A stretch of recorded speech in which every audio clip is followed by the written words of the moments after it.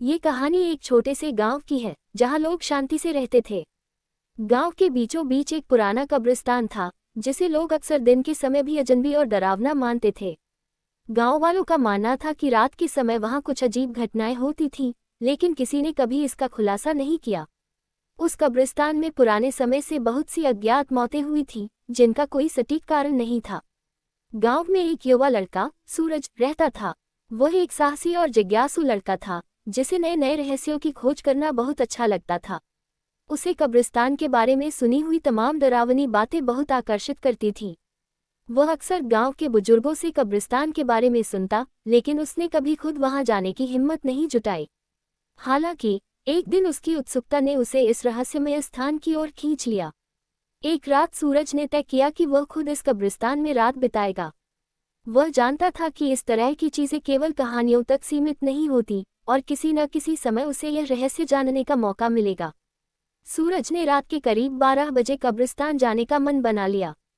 उसने अपनी माँ से झूठ कहा कि वह कुछ समय के लिए बाहर जा रहा है और फिर वह अकेले ही कब्रिस्तान की ओर निकल पड़ा।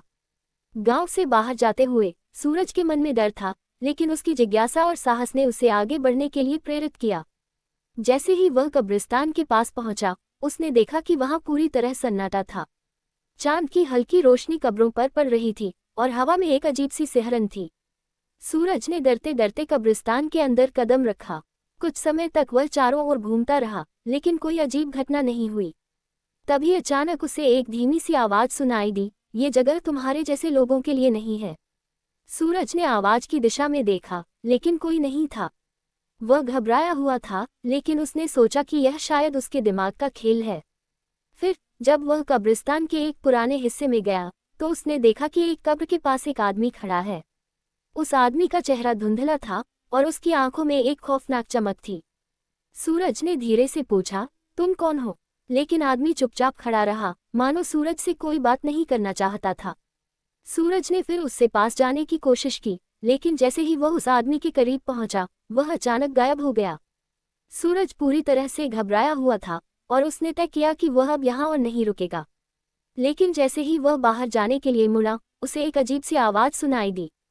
वह आवाज खौफनाक और भयानक थी, जैसे कोई चीख रहा हो। सूरज डरते हुए पीछे मुड़ा और देखा कि वहां एक औरत खड़ी थी, जिसकी आंखें पूरी तरह से काली हो चुकी थी। उसका चेहरा भयानक रूप से बदल चुका था और वह सूरज को घूर रही थी। आत्मा की यह भयानक आकृति सूरज की आंखों के सामने धीरे धीरे आए और उसने कहा, तुम यहाँ क्यों आए हो?